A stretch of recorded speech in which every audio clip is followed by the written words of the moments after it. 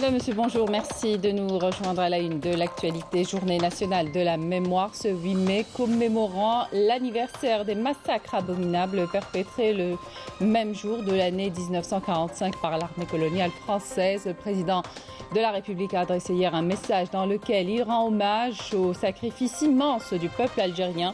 Différentes activités à l'occasion de cette journée se tiennent à travers le territoire national, notamment à Sétif qui accueille les festivités officielles.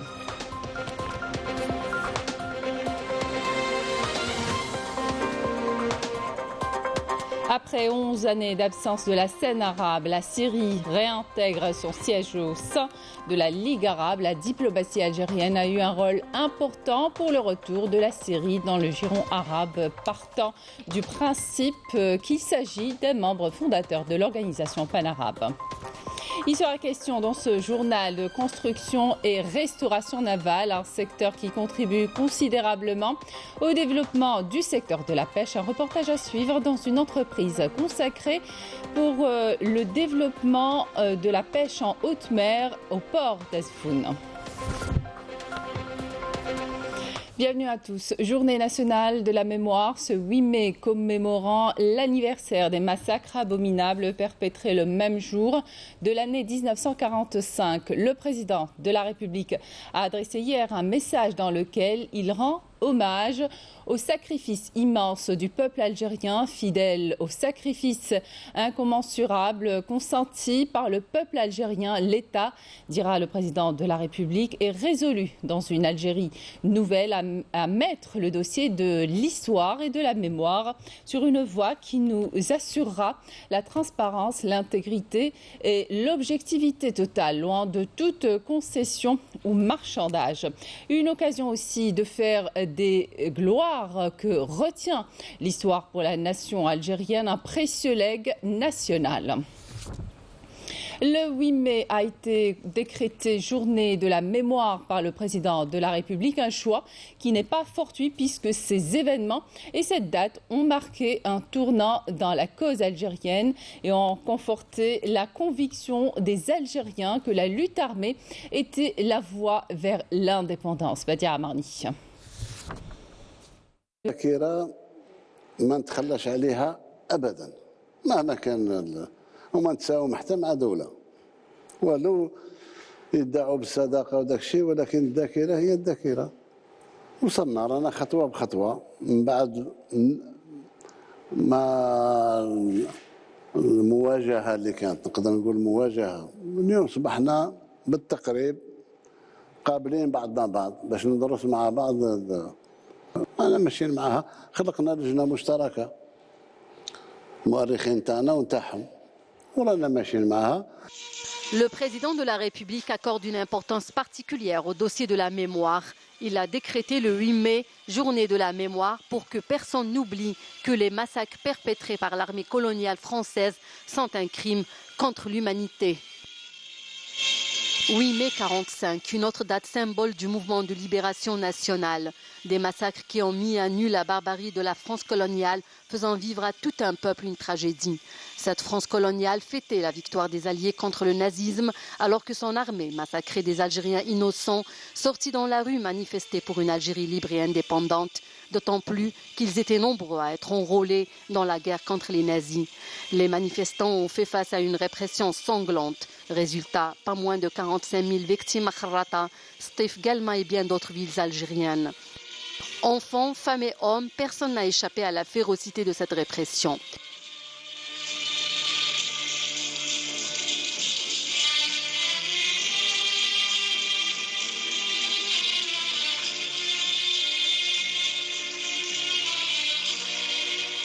À Sétif, la marche pacifique a été réprimée dans le sang. Pour la première fois, l'emblème national a été brandi par le jeune Sahel Bouzid qui a été assassiné. Ce héros marchait aux côtés des manifestants et a refusé de baisser le drapeau. Le policier tire et le jeune homme s'écroule et décède sur le coup. Cette manifestation s'étend à Kharrata également et bientôt à d'autres villes. L'armée coloniale riposte par les armes. Des villages entiers ont été incendiés et décimés. Selon des historiens, ce qui s'était passé à cette période était simplement un massacre qui s'était soldé par des dizaines de milliers de victimes arrêtées, torturées et exécutées sommairement. Cette étape charnière de l'histoire de l'Algérie avait permis au peuple algérien de prendre conscience que ce qui a été pris de force ne peut être reconquis que par la force. Elle a constitué un tournant décisif quant à l'impératif de déclencher la glorieuse révolution de novembre.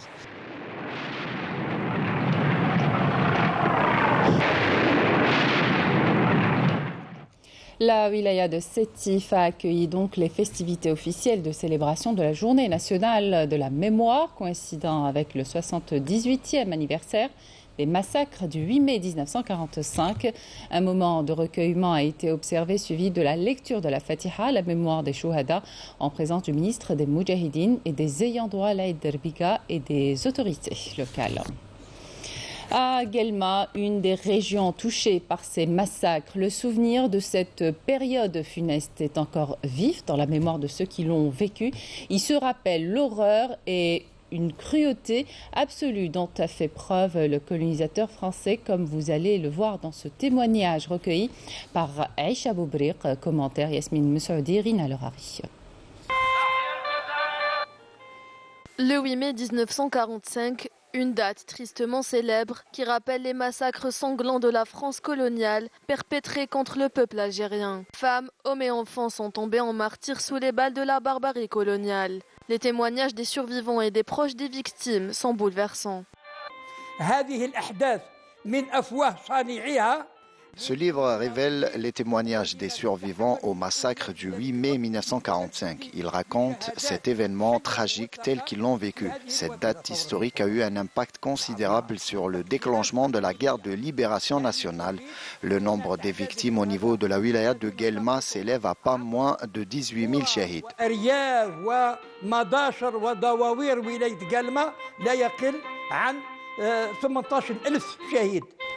Des massacres qui vont constituer un tournant décisif dans la trajectoire du mouvement national et la prise de conscience que seule la lutte armée pouvait libérer l'Algérie du colonisateur français. Nous sommes allés à la rencontre de Oubad Abdellatif, l'un des survivants de cette journée tragique. Il se rappelle aujourd'hui de ce jour sanglant qui l'a marqué au fer rouge. À l'époque, j'avais 11 ans. À l'époque, je n'avais que 11 ans. Je me trouvais au niveau du domicile familial lors de la manifestation, qui était une marche pacifique. Peu de temps après, les forces de l'armée coloniale ont ouvert le feu et ont tué des centaines de manifestants. Mon frère, qui n'avait que 19 ans à cette époque-là, a aidé à enterrer au moins 100 à 150 personnes. Au moins 150 عبد. Les massacres du 8 mai 1945, une démonstration du caractère génocidaire de la France coloniale à travers des crimes des plus abominables commis à l'égard du peuple algérien. Après 11 années d'absence de la scène arabe, la Syrie réintègre son siège au sein de la Ligue arabe. La diplomatie algérienne a eu un rôle important pour le retour de la Syrie dans le giron arabe, partant du principe qu'il s'agit d'un membre fondateur de la Ligue arabe. Le président syrien est donc attendu au sommet annuel des chefs d'État de l'organisation panarabe le 19 mai à Jeddah, en Arabie saoudite. Badia Mardi. ابدا ما تغيرنا بالنسبه لسوريا وسوريا عمرها ما تغيرت بالنسبه لنا. احنا الشيء اللي نقوم به على اساس ان سوريا عضو مؤسس للجامعه العربيه. تعزلها ولا ما تعزلهاش، ما تنحي لهاش الحقوق تاعها، ما تقدرش تمحيها. احنا ما غيرنا والو، احنا كما كان امس واليوم. L'Algérie a toujours eu des positions constantes. Elle n'a eu de cesse d'appeler au retour de la Syrie au sein de la Ligue arabe, exhortant les pays arabes à adhérer à cette orientation, consciente de l'importance de resserrer les liens et de renforcer les relations interarabes afin de faire face aux défis et aux exigences de l'heure. Ce que fait l'Algérie envers la Syrie part du principe qu'il s'agit d'un membre fondateur de la Ligue arabe, un pays frère qui ne saurait être privé de ses droits. أرادت من إعادة سوريا كما صرح بذلك الرئيس الجزائري عبد المجيد تبون. L'Algérie, à travers son président Abdelmadjid Tebboune, a souhaité faire revenir la Syrie puisqu'elle est membre fondateur de la Ligue arabe. À travers cette démarche, l'Algérie veut unifier les rangs arabes pour atteindre deux objectifs évoqués par le président de la République lors du dernier sommet arabe. Le premier, mettre en place un bloc économique arabe fort qui préservera les intérêts arabes communs. Le second concerne la création d'une commission arabe de coordination pour le soutien de la cause palestinienne. وأيضا بناء لجنة اتصالات وتنسيق عربية لدعم القضية الفلسطينية. Après 12 longues années d'absence, la Syrie reprend sa place au sein de la Ligue arabe. À cette occasion, le Conseil de la Ligue arabe a mis en avant tous les efforts de l'Algérie pour unifier les ronds arabes à l'occasion du sommet d'Alger, pour arriver à cette décision du retour de la Syrie au sein de l'organisation panarabe. Lancement aujourd'hui du Forum des technologies de l'information et de la communication au Centre international des conférences sous le thème « Le rôle de la technologie dans la transformation numérique de l'Algérie ». L'événement se veut un véritable espace de rencontre et d'échange entre experts des TIC et les décideurs d'entreprise. L'objectif est de fédérer la grande communauté des responsables techniques et technologiques autour des enjeux cruciaux de la transformation digitale. Et nous avons avec nous sur place Yamina Saïdji. Yamina, bonjour. Lors de ce forum, les intervenants aborderont plusieurs thématiques, dont les moyens de développer l'écosystème numérique en Algérie et de renforcer la coopération entre les différents acteurs du secteur. Pouvez-vous nous en dire plus ? Bonjour, alors effectivement le CTO Forum Algérie a débuté aujourd'hui. C'est un événement important qui rassemble les leaders de l'industrie technologique en Algérie pour discuter des tendances et des défis du secteur. Le thème principal de cette année est le rôle de la technologie dans la transformation numérique de l'Algérie. Et pour en parler justement, nous avons le ministre de la Poste et des Télécommunications avec nous. Bonjour monsieur le ministre. Bonjour madame. Alors est-ce que vous pouvez nous parler du lancement de l'événement?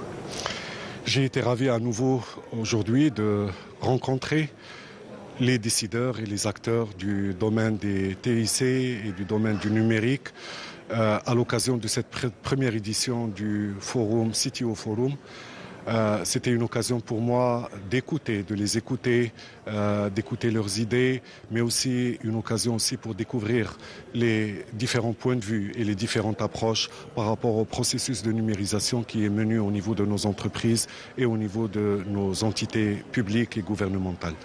L'Algérie avance aujourd'hui à des pas constants, mais aussi accélérés dans sa volonté d'améliorer les capacités technologiques du pays au profit de ses citoyens d'une manière générale et au profit de nos entreprises et des professionnels du domaine du numérique et des TIC d'une manière particulière. Pour réussir dans cette amélioration, il nous faut bien entendu plus de maîtrise technologique, il nous faut bien entendu plus de compétences et plus de formation. Et il nous faut aussi plus de prise de conscience par rapport aux enjeux autour de ces nouvelles technologies et autour de la transformation numérique d'une manière générale. Et pour faire bref, il nous faut investir plus que jamais auparavant dans le développement des capacités et des ressources humaines. C'est le seul garant pour notre pays pour réussir le défi de, encore une fois, nous doter des capacités technologiques et économiques nécessaires pour assurer la prospérité de notre société. Yamina Saïdji, merci à vous ainsi qu'à votre invité pour toutes ces informations.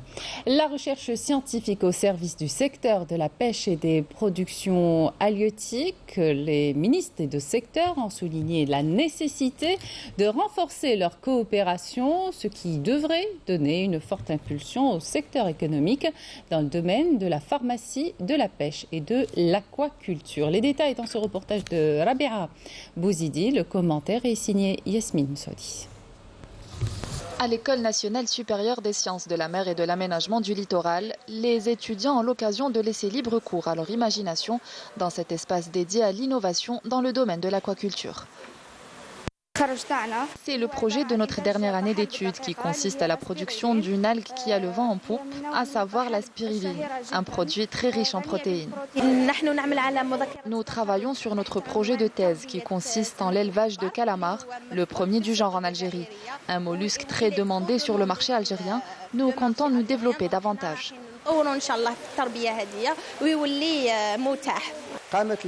L'école se charge de l'accompagnement de ses étudiants ainsi que de leur formation au niveau de l'incubateur de l'école, et ce jusqu'à l'obtention de leur diplôme d'ingénieur d'État en aquaculture et se lancer dans l'entrepreneuriat grâce à leur projet. En plus d'une base de données sur la biodiversité marine du littoral algérien, l'école dispose d'un laboratoire de référence doté des dernières technologies. C'est la première plateforme nationale de ce genre qui comprend 2453 espèces marines microscopiques et non microscopiques, ce qui représente 55% des espèces animales et végétales marines présentes sur le littoral algérien. Le laboratoire technique de l'école est doté des dernières technologies qui répondent aux normes internationales dans le cadre des recherches du monde marin.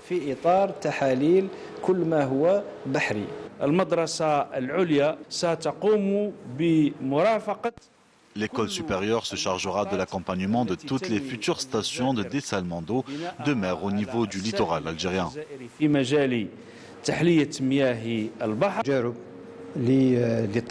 Nous avons découvert plusieurs projets d'étudiants qui nécessitent un accompagnement. L'objectif est de renforcer la coopération entre les universités et les secteurs économiques dans le domaine de la biodiversité marine. Les ministres ont par ailleurs félicité les efforts consentis par les étudiants de l'école à assurer ce dont a besoin la société, précisant que parmi 105 projets de thèse, 60 projets seront orientés vers la création de start-up et de micro-entreprises en matière d'exploitation des productions halieutiques pour assurer des postes d'emploi et répondre aux enjeux de la sécurité alimentaire. Toujours dans le secteur naval, cette fois on parlera de ces métiers spécialisés dans la construction et de la restauration navale qui contribueront considérablement au développement du secteur de la pêche. Exemple, cette entreprise de construction navale à Ezfoun dans la wilaya de Tizi Ouzou. Commentaire Yanis Eid Belkacem. Chantier naval d'Ezfoun, ici les ateliers spécialisés dans la construction et la restauration navale ne chantent pas grâce à un carnet de commandes bien rempli pour construire principalement des tonniers et autres navires de pêche de plus de 10 mètres. Dans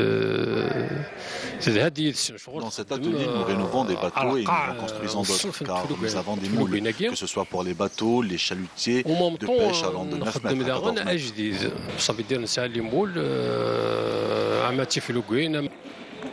Comme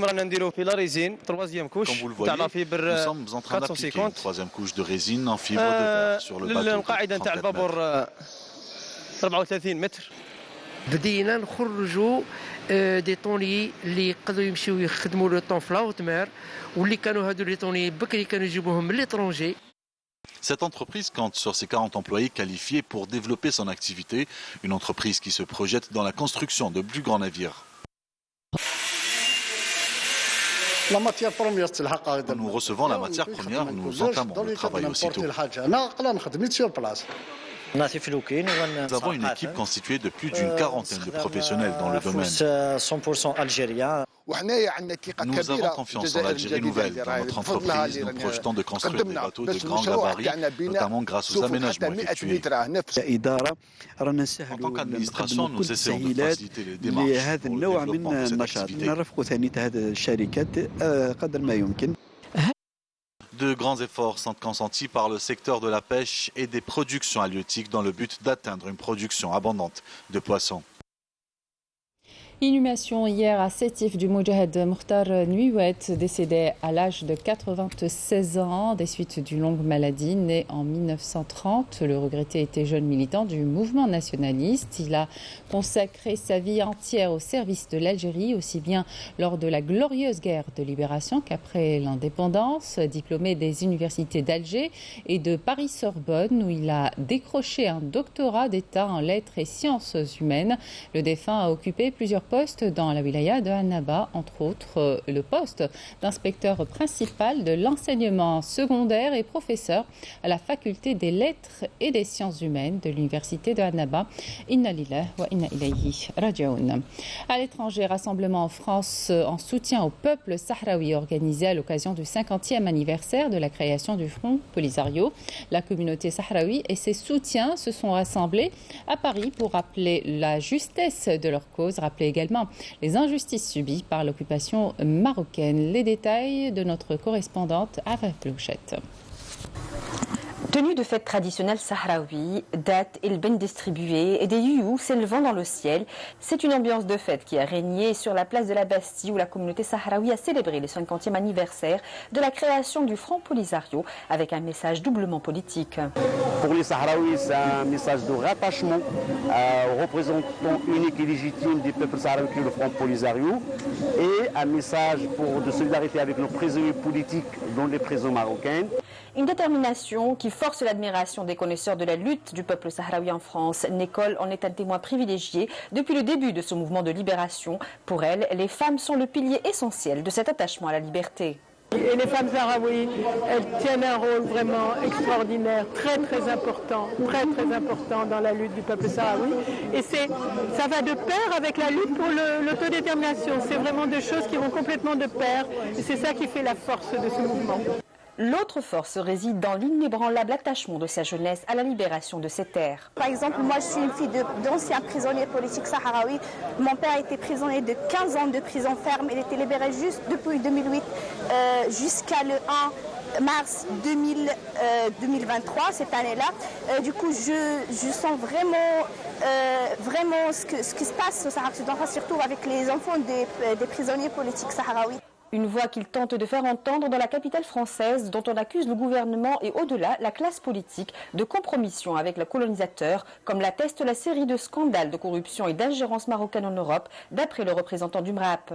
Ils ont bien acheté aussi des élus européens, donc on sait bien qu'aujourd'hui, pouvoir avoir le débat sur la question du Sahara occidental en France, c'est extrêmement difficile. Le poids du pouvoir marocain qui est terrible, quand on voit qu'une ex-ministre, Rachida Dati, par ailleurs marocaine, prend position pour dire que le Sahara occidental est marocain, voilà ce qui se passe pour les Sahraouis.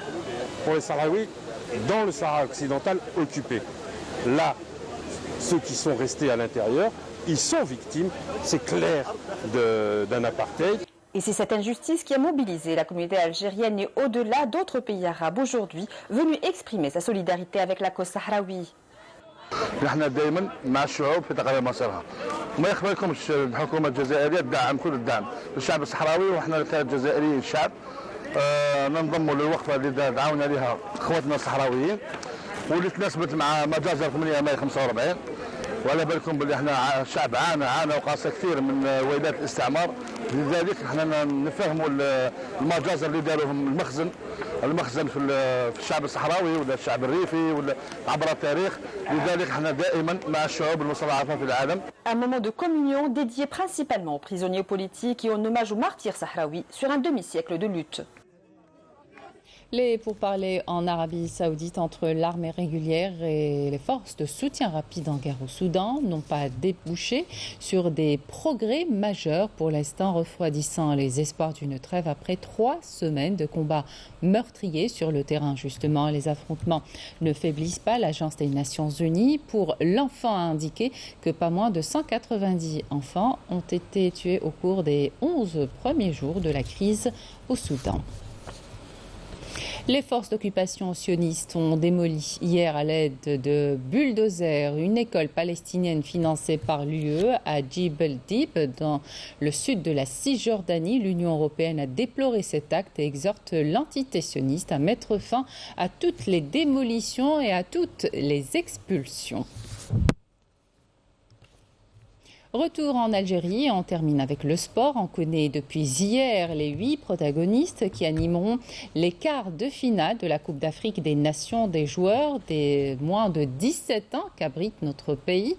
Hier, le Burkina Faso a éliminé le Cameroun, tenant du titre, en l'emportant 2-1 et se qualifie ainsi avec le Mali. Et voici donc le tableau des quarts de finale. Ça commence mercredi, Sénégal, Afrique du Sud à 17h au stade Nelson Mandela à Beraki, Algérie, Maroc à 20h au stade Shahid Hamlaoui de Constantine. Et puis jeudi, Mali, Congo à 17h. Donc pour la journée de jeudi, Mali-Congo à 17h au stade du 19 mai 1956 à Annaba. Enfin, Nigeria-Burkina Faso à 20h au stade Nelson Mandela de Berraqi. Et c'est la fin de cette édition. Merci de votre attention. Excellente suite de programme sur Canal Algérie.